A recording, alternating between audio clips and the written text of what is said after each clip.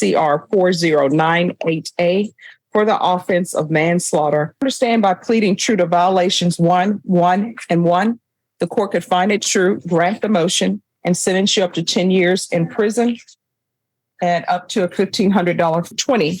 CR 4098A, State of Texas versus Brianna Renee Mitchell. Can I have parties announced for the record for the state? Brittany Sparks. Defense. The attorney record Monica Guerrero, covering for Ms. Guerrero, Joseph Statesman. Ms. Mitchell, would you give this judge permission for me to do the case of Monica Guerrero? That's right. All right, I'm gonna need you to speak up, okay? Yes. All right, are you Brianna Mitchell? Yes, ma'am. All right, I'm showing you what's entitled motion to revoke community supervision. Did you review that with your attorney? Did you understand it? Yes.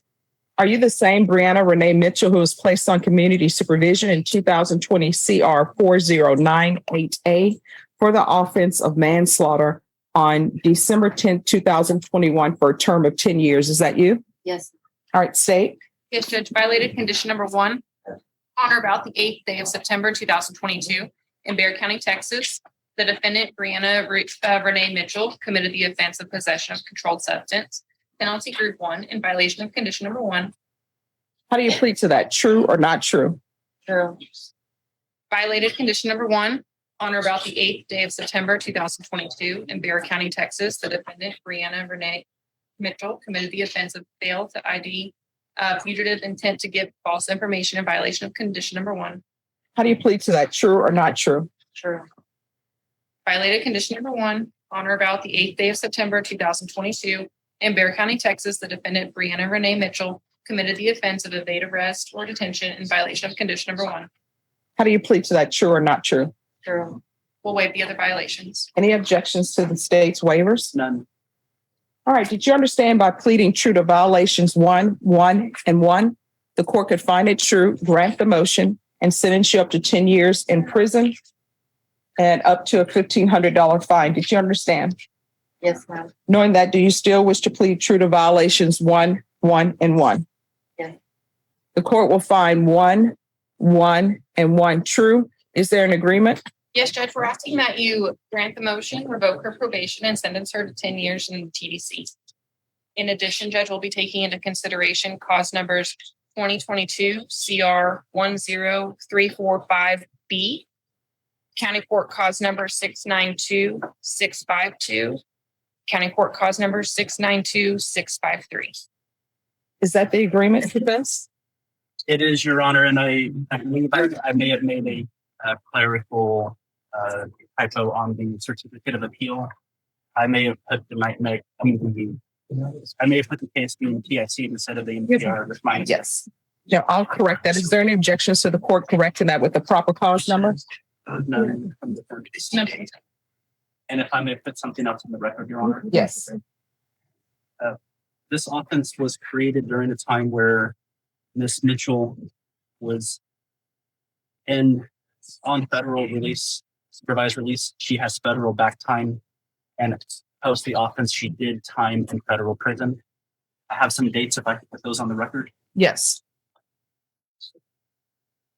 She was in custody in federal prison or federal custody on April 18th, 2016, where she was sentenced November 17th, 2016. And she was not released until April 3rd, 2020.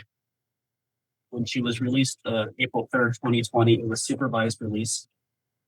And there was a revocation hearing. And she has federal custody time from February 18th, 2022 to April 13th, 2022. And we asked that she be given credit for federal time in addition to the Bexar County time. So you're asking for credit from April 18th, 2016 to April 13th, 2020? We are, and I did explain to my client that is prior to the offense date, but she was still in custody post that also, and that it's the court's discretion to award time. So with regards to the dates from April 18th, 2016 to April 13th, 2020, was this case open on a motion to revoke or no? I don't believe it was on a motion to revoke. All right. Was this case pending? I have to. I can So- check one moment, Your Honor.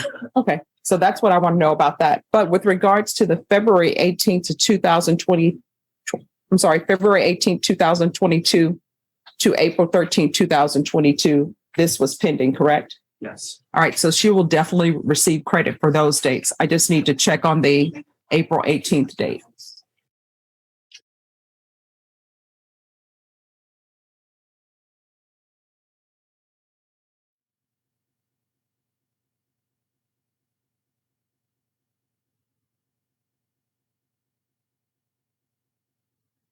I got you.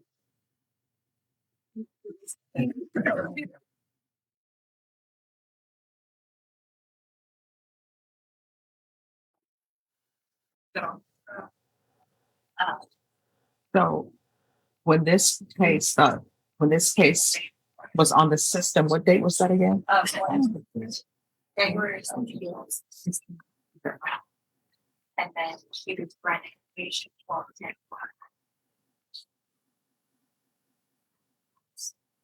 All right.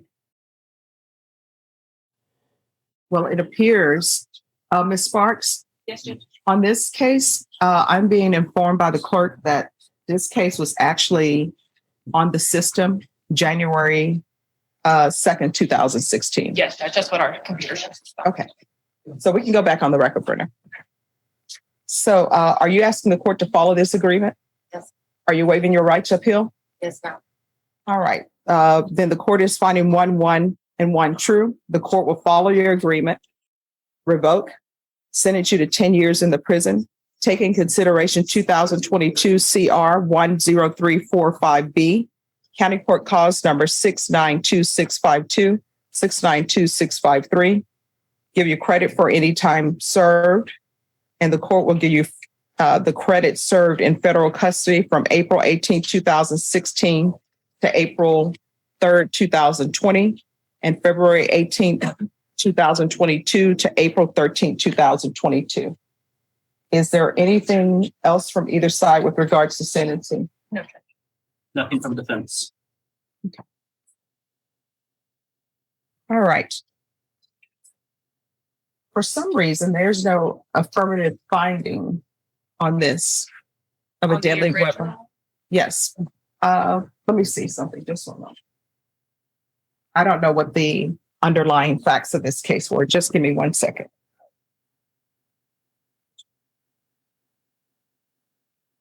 I'm assuming a weapon was involved,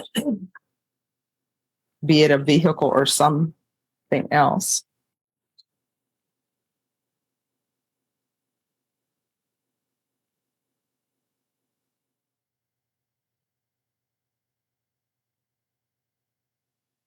All right. Yeah, it's involved a gun. It appears that my client agrees that it was with the co-defendant who had a gun. Her client didn't have a gun.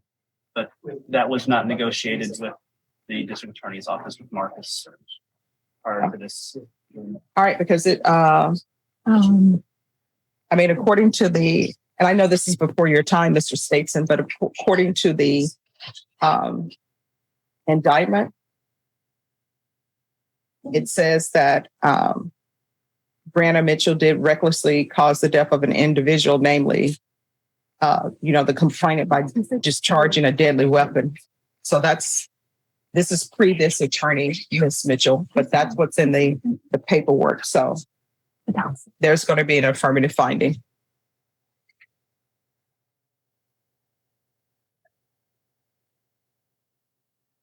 So there's an affirmative finding of a deadly weapon. I'm going to show you what's entitled Trial Court Certification of Defendant's Rights to Appeal. Did you review that with your attorney? Did you understand the court's permission to appeal? Do you understand? Yes. Because it's a felony conviction, you're not allowed to own or possess any weapons or ammunition. If you have a question over what a weapon or ammunition is, you'll need to speak to an attorney. Do you understand? Yes. All right, good luck. We can go off the record. I saw in this case where parenting classes were ordered for you. So here's the thing. Someone else is taking care of your children or your child. When you are released from prison, and at some point you will be, do not go up to the house acting as though, here I am, let me put my rules in place and disregard whatever rules have been set for your children. You understand? You're going to have to humble yourself. All right, good luck to you. In this emotional courtroom hearing, Brianna Renee Mitchell admitted to violating her probation after pleading true to multiple offenses, including drug possession, giving false information to police, and evading arrest. Originally serving probation for a manslaughter conviction, she faced the possibility of up to 10 years in prison after breaking the terms of her release. Judge Stephanie Boyd carefully reviewed the plea agreement, discussed Mitchell's prior federal custody, and ensured she received credit for the time she had already served. After accepting the agreement, the judge officially revoked her probation and sentenced her to 10 years in prison. Before ending the hearing, Judge Boyd delivered a heartfelt message about Mitchell's children, reminding her that when she is eventually released, rebuilding trust will require patience, humility, and respect for the people who cared for her children while she was away.